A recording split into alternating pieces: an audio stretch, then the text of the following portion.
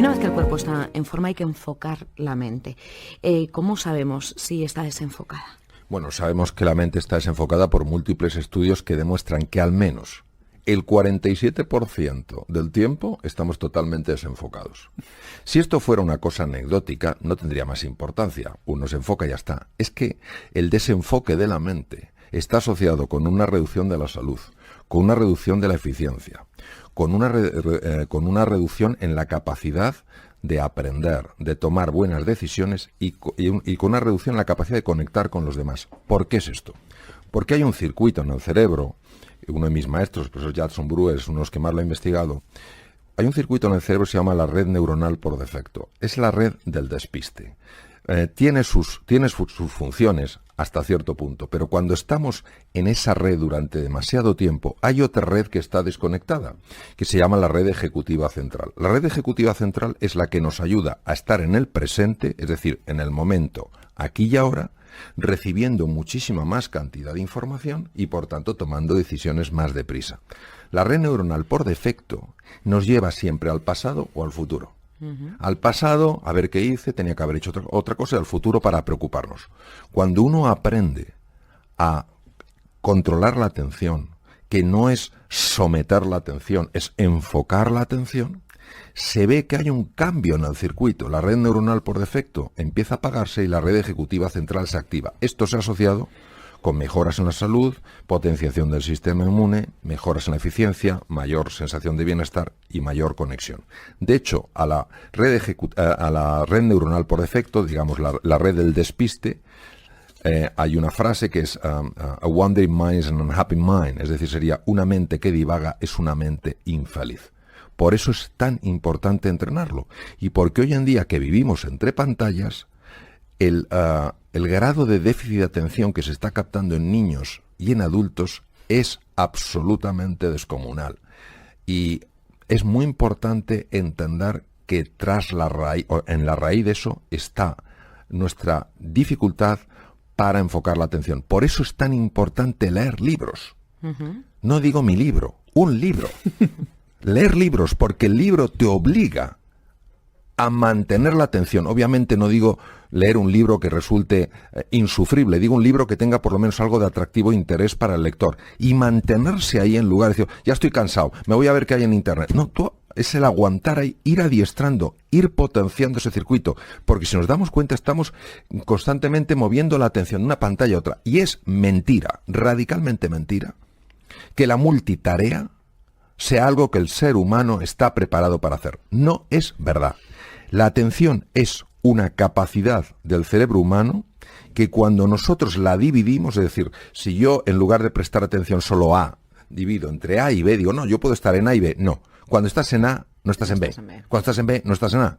O sea, la alucinación es que estoy en los dos. No es verdad. Si estás en A, plenamente en A, captarás información que no puedes captar si estás, aunque sea a gran velocidad, pasando a B. Las pantallas nos hacen ir constantemente de A a B. Por eso creo, honestamente, que la lectura de los libros es uno de los mejores entrenamientos. Y entiendo que hay que volver a esa lectura. El entrenamiento del alma, en este sentido, es el entrenamiento de esa musculatura que nos ayuda a reconectar con eso que para mí es sagrado. Un ser humano es sagrado, los demás son sagrados, la naturaleza es sagrada. La meditación lo que hace es silenciar ese ruido mental, esa jaula de grillos que tenemos en la cabeza, que hace, aunque no nos demos cuenta porque actúa muchas veces a nivel del inconsciente, hace que no nos queramos, que no queramos a los demás y que no queramos a la naturaleza. Por eso, entre los ejercicios que yo sugiero, está el ejercicio de la gratitud. La gratitud ha sido muy estudiada, por ejemplo, en la Clínica Mayo, uno de los mejores hospitales del mundo, en Rochester, Minnesota, Estados Unidos. La gratitud, es decir, por la mañana antes de levantarse, cuando uno se acaba de despertar, pensar 5 personas o 5 cosas por las que te tienes que sentir agradecido. Eso se ha estudiado en múltiples investigaciones y se ve que tiene un impacto en el cuerpo. Por ejemplo, regulación de la tensión arterial en personas hipertensas, mejora del control de la glucosa en personas diabéticas. Dar paseos por la naturaleza. Hay que salir al campo, respetar el campo, no tirar papeles en el campo, no tirar latas. El bosque no es indiferente a nuestros descuidos, a nuestra desidia. Luego, también la generosidad, es decir, no solo pensar qué puedo sacar yo de aquí, sino qué puedo poner aquí. La cordialidad, sobre todo con personas que tienen distinta forma de pensar, distinta cultura, distinta educación. ¿Por qué tienen que ser menores que yo?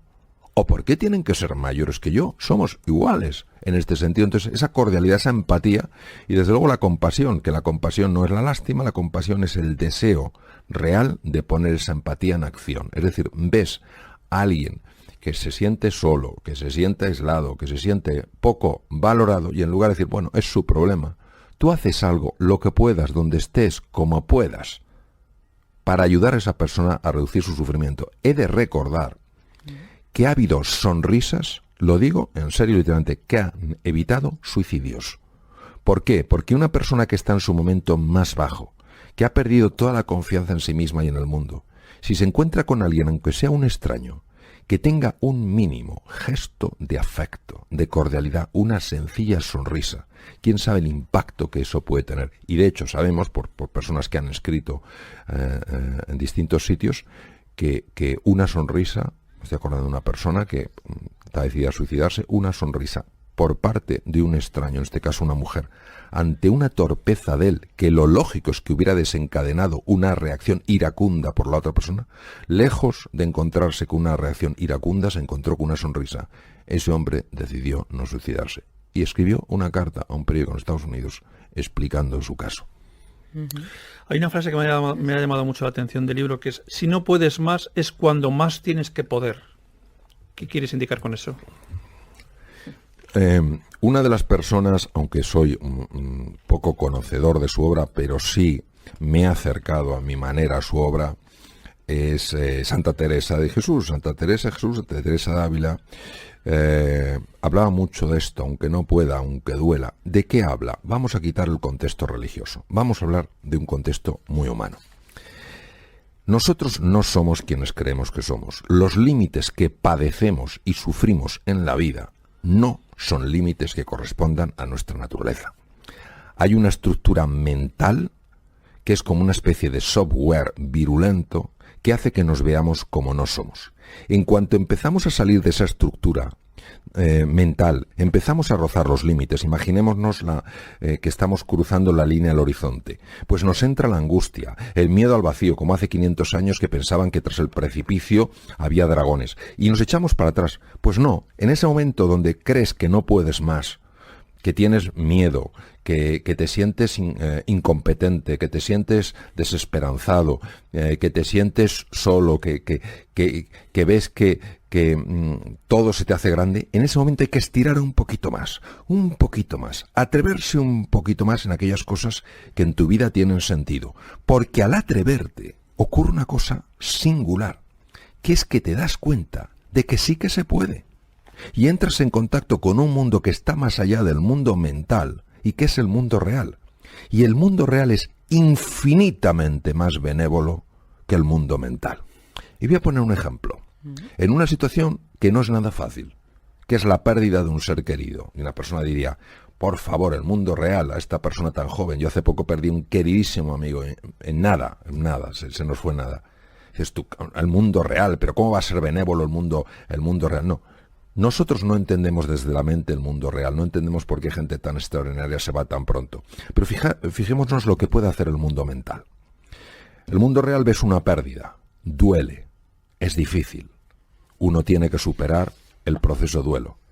Pero imaginemos lo que puede hacer el mundo mental. ¿Por qué esta persona que era tan buena? ¿Por qué esta persona que era? ¿Por qué nos ha ido alguien que era más malo? ¿Por qué no sé qué tal cual? Y nos mete en una dinámica que, lejos de ayudarnos a recuperarnos de la pérdida, lo que nos llena es de frustración, de resentimiento contra la vida, de desesperanza, de sensación de que la vida es algo tan absolutamente incierto que nos supera. Por eso creo que todo acercamiento al mundo real, incluso con sus dificultades, nos va a ayudar a encontrar nuestros verdaderos límites, que desde luego son muchísimo más superior, o sea, muchísimo más, ¿cómo diría yo? Nos damos cuenta que los límites que nos contienen no son reales en absoluto, es decir, que el campo de juego que tenemos, el mundo de posibilidad y de oportunidad, es infinitamente superior al que creíamos.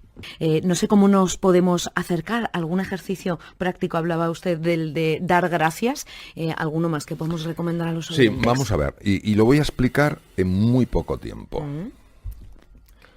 La clave para serenar la mente solo es una, en mi experiencia, que es el dominio de la atención, que no es el sometimiento de la atención, es el gobierno de la atención.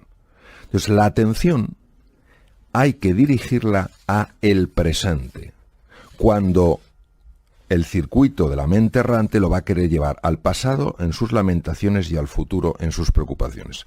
¿Qué es lo que está vivo aquí y ahora? Algo tan sencillo como las sensaciones de mi cuerpo. Sensaciones como puede ser pues lo que yo noto en la mano en este momento, lo que noto en el codo, o la respiración que noto que va haciendo que mi cuerpo se expanda y se retraiga. El simple hecho de llevar la atención unos minutos a esas sensaciones que expresan la existencia de un cuerpo que está vivo en el presente, tienen en sí la capacidad de reducir la actividad de la mente errante, del circuito neuronal por defecto, y activar el otro circuito. Si esto es tan fácil, si esto es tan sencillo, ¿por qué nadie lo hace? Porque desde el punto de vista de la mente condicionada, esto no tiene ningún sentido. Vamos a ver, estas prácticas tienen 2.500 años mínimo de haber existido. Ya en el Bhagavad Gita de hace 3.000 años ya se habla del problema de la mente, pero fue el príncipe Sakyamuni Gautama Siddhartha, el primer Buda, Sakyamuni Buda, el que descubrió que la mente es caótica, y cuando la mente es caótica genera todo tipo de problemas. Y que la forma de serenar la mente era el dominio de la atención. ¿Cuál ha sido la dificultad? Porque esto no se ha incorporado antes y porque ahora el mindfulness hace furor en los hospitales, en Silicon Valley, en las escuelas, en las universidades.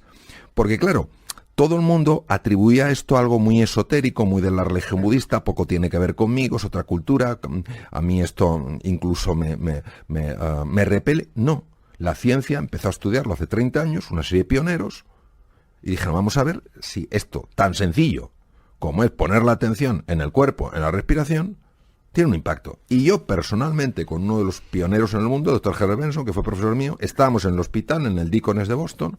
Yo estaba en trasplante hepático en aquella época y él estaba en lo que estaba, que era cardiología. Y hablábamos en su despacho, yo había bajado de mi departamento, estaba en el suyo, y me decía, mira Mario, nosotros estamos aplicando esto en enfermos con patologías cardíacas que requieren cirugía. Vamos a ver, cuando hablamos de una extracorpórea hay que parar el corazón, hay que hacer una cirugía, la que sea, una válvula, un bypass coronario, y luego tienen que ir a la UBI. Claro, en la UBI uno de los problemas, y lo sé por cuando yo estaba como uno responsable de la UBI en Estados Unidos, cuando venían los enfermos con cirugía cardíaca, pues la cantidad de arritmias que pueden hacer, muchas no tienen mucha importancia, pero algunas sí son muy severas. Pues el doctor Benson, cardiólogo de la universidad, decía, personas que han practicado esto antes de entrar en quirófano, obviamente no el día antes, se les enseña a practicarlo antes, se les pone a dormir, van a la UBI y estando inconscientes se ve que tienen menos arritmias, es decir, de alguna manera el cuerpo incorpora esto como un recurso. Entonces, claro, han hecho falta toneladas de tinta y cientos de investigaciones para dar validez a algo que ya tenía validez, pero nosotros que somos, yo entre ellos, con una mente tan a veces tan excesivamente científica que no lo creemos hasta que no lo vemos, hemos necesitado mucha investigación científica para descubrir que efectivamente estas personas, los budistas, como también los padres cristianos del desierto en el siglo IV después de Cristo, en Egipto y Siria, descubrieron que para estar bien en la vida hay que serenar la mente, y para serenar la mente hay un camino que es enfocar la atención. Me gustaría saber si dedicar el tiempo, ¿no? Tiempo personal, al crecimiento personal, si podemos decir que tiene unos beneficios reconocidos por la ciencia. Sin ninguna duda. Tú fíjate que nosotros manejamos sin darnos cuenta un esquema que tiene bastantes deficiencias, que es yo tengo que hacer un montón de cosas para tener un montón de éxito y ser famoso, cuando en realidad habría que invertir el esquema. La clave es quién eres tú. Desde el ser, tú haces y tú obtienes. Todo lo que tiene que ver con el ser tiene que ver con el crecimiento personal. Es decir, en el fondo todos somos mineros que tenemos que picar mucha roca de granito para acabar encontrando la veta de oro. La veta de oro siempre estuvo en la mina. Lo que pasa es que nosotros solo veíamos lo superficial, que era, obviamente, la piedra de granito. Cuando uno solo ve la piedra de granito, dice, ¿con esto qué puedo hacer en la vida? Pues poco. Podré vender un poco de granito y obtener pues un cierto reconocimiento, un cierto dinero por este granito. Pero cuando uno descubre la veta de oro, ya sabe que puede hacer muchas más cosas con ese oro y obtener cosas radicalmente distintas a las que obtendría con el granito. El crecimiento personal, desde mi punto de vista, desde mi perspectiva, es el camino que te lleva del granito al oro. No te da el oro ya está, lo que te permite es descubrirlo. Y por supuesto, la ciencia en esto, de forma consistente, está demostrando que es así. Por ejemplo, todas las prácticas de silencio bien llevadas, que son camino hacia la veta de oro, se sabe perfectamente que cambian la arquitectura cerebral. Pero además en tiempos que jamás se hubiera considerado posible. Se sabe también que potencian el sistema inmune, que es fundamental para hacer frente a cualquier tipo de enfermedad. Una persona que sea agradecida, que es otra forma de cavar en esa mina, una persona que sea agradecida es una persona que regula mucho mejor su tensión arterial y mucho mejor sus cifras de glucosa. Entonces, al final se ve que todo está conectado, es decir, la dimensión más sutil, que es la dimensión, podríamos decir, espiritual, la dimensión que se acerca más a ese oro, está totalmente conectada con la dimensión física, porque ambas dimensiones se pueden distinguir, pero no se pueden separar. Es como si yo quiero separar la palma del dorso de mi mano. No existe una mano que no tenga palma y no tenga dorso. Lo que sí puedo es distinguirlas, pero están tan perfectamente entretejidas que es una unidad. Entonces, en el ser humano está perfectamente entretejida su dimensión física, anatómica, fisiológica, con su dimensión mental y su dimensión trascendental. La gran ventaja de esto es que todo impacto a nivel físico, impacto positivo me refiero, que tiene que ver precisamente con el crecimiento personal, que por supuesto incluye al cuerpo, incluye nutrición, incluye descanso, incluye ejercicio físico, tiene un impacto directo en los procesos mentales. Las personas que hacen ejercicio físico, que cuidan su nutrición, son personas que están más tranquilas, que son más serenas, que son más entusiastas, está más que visto. Y además afecta a su dimensión anímica. Son personas más agradecidas, son personas más generosas. La persona que cuida sus procesos mentales, que practica mindfulness, que consigue equilibrar la mente caótica, es una persona que potencia, como he dicho, la función de su cerebro y la función de su sistema inmune. Y además resulta que es una persona que cuida mejor de la naturaleza, que es más amable, más afectivo con la naturaleza. La persona que por las mañanas, en lugar de enfadarse ante la cantidad de cosas que tiene que hacer, muestra una gratitud por tener un día más que poder vivir, es una persona que curiosamente vive con más equilibrio mental y con más salud física. Entonces son tres dimensiones entretejidas. ¿Qué pasa? Que normalmente, como la dimensión mental y la dimensión espiritual son dimensiones sutiles, pues hasta que la ciencia no ha mostrado. Buồn dẫu không cách nào mang nắng về đêm đông, cũng không hái được sao trên trời kia đem xuống. Nhưng sau này có thể đưa em giữ hộ tiền lương, sau này có thể làm việc nhà nếu em lười. Nhân gian thường nói không tồn tại thiên đường, chắc do họ chưa từng nhìn thấy lúc em cười. Ấm áp tỏa sáng tựa vầng thái dương, kéo anh chuyển động tịnh tiến ở xung quanh hoài ngày. Hạnh phúc nhất mà anh âm thầm mãi ước, ngày ta đứng trước linh mục và cùng sánh vai lại. Thêm lần nữa tuyên bố nhé, em về khuyên bố mẹ kén rể đi anh đến tuyển ngay. Dù ít tin tưởng vào duyên số, nhưng nếu em cho số đảm bảo mình nên duyên đấy. Từ khi gặp em Google hết tác dụng, bởi em là tất cả những gì anh cần tìm, giống một kho báu để ngăn người khác đụng tới. Đối đầu thế giới anh cũng sẵn sàng cân tím, ghét phải lặng im coi em như cô bạn. Nỗi nhớ đong đầy bao giờ mới khô cạn, khoảnh khắc bên nhau thời gian như ngừng trôi, vì em sở hữu sự hấp dẫn vô hạn. Yêu đơn phương cảm giác khó đọc tên, mọi thứ mù mịt giống như đứng trước bão. Mãi hy vọng chờ đợi ngóng trông đến ngày nụ hôn đó sẽ một lần được trao. Hương thơm ngọt ngào vương trên mái tóc em, gây nghiện cực mạnh anh ngày đêm ước ao. Quỳnh là loài hoa đẹp nhất trong bóng đêm, cuộc đời này u tối đang cần em bước vào.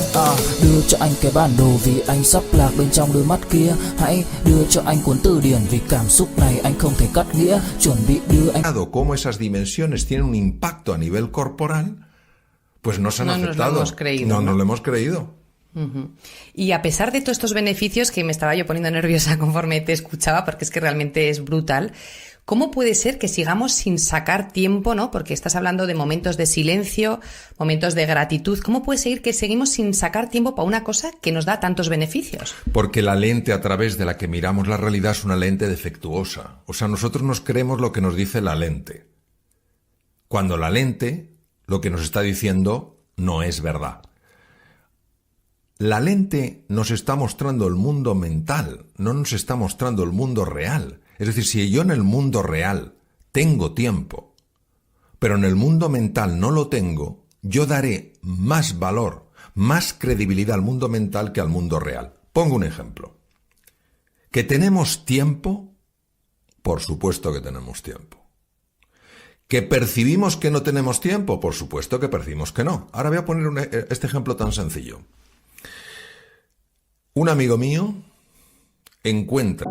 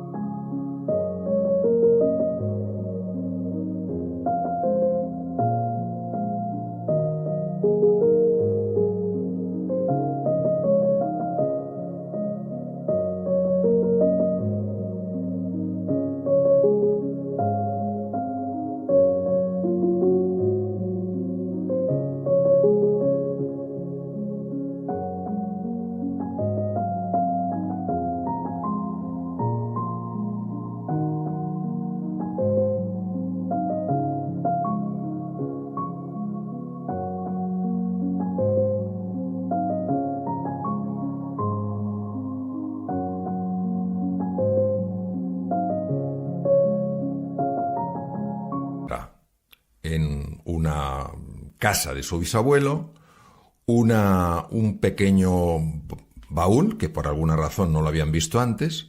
Lo abre y había un periódico es mi amigo es austriaco, un periódico de aquella época, comienzos del siglo XX. Sección de sucesos. Un tranvía atropella y mata a un anciano de 41 años. A comienzos del siglo XX, una persona de 41 años era un anciano. Fíjate. Hoy podemos vivir hasta los 90 años fácilmente y nuestros hijos vivirán probablemente más allá de los 100. ¿Cómo es posible que nos quejemos del tiempo? Es nuestra gran excusa. Nosotros no tenemos un problema de tiempo, tenemos un tema de prioridades. Claro, de administrar ese tiempo. Claro, ¿no? Entonces, ¿qué pasa? Que nos cuesta mucho decir no a ciertas cosas. Y tenemos que entender que hay tiempo para hacer lo fundamental, pero no hay tiempo para hacer todo. Entonces, uno tiene que decir qué es lo esencial en su vida. Entonces, lo que no te puedes ir a dormir, entiendo, yo lo entiendo así, es diciendo... No,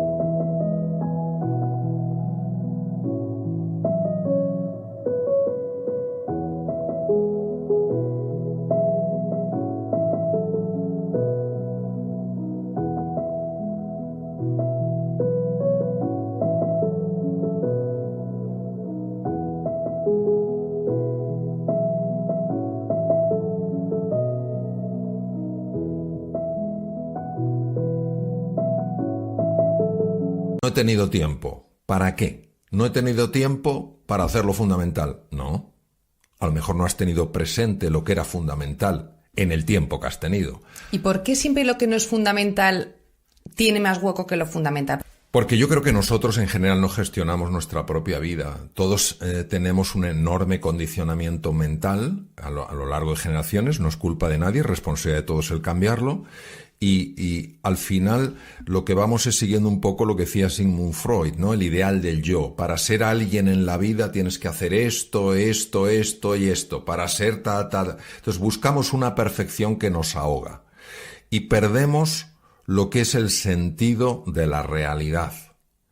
Y nos vamos llevando por lo que es el paradigma dominante. Paradigma viene del griego, es decir, forma de ver, por la forma de ver dominante. Y por eso es tan triste que al final, cuando una persona está llegando al final de sus días, mire y diga, ¿cómo es posible que mi vida haya sido así? Pues, lo que no acabamos de comprender con calado y con hondura es el poder que tiene la mente para gobernar nuestra vida. Y si no entiendes cómo opera tu mente, si no entiendes cómo tu mente puede ser condicionada, incluso manipulada, y no tienes esa decisión, yo voy a ser el capitán de mi vida, lo cual no quiere decir hacer nada absurdo, todo lo contrario, se trata de hacer cosas inteligentes que te traigan más salud, más bienestar, más prosperidad y más felicidad. No solo a tu vida, sino a la de tus seres queridos. Entonces vivimos atrapados en un espejismo sin ser conscientes de ello. Adam Smith, el gran economista, decía, el pez no sabe que está dentro del agua hasta que alguien le saca de ella. Vivimos dentro de el agua pensando que es lo único que hay. Que solo hay recursos ahí, que solo hay posibilidades ahí. Entonces hasta que un pececillo asoma la cabeza y dice, anda, si hay más cosas, si puedo elegir.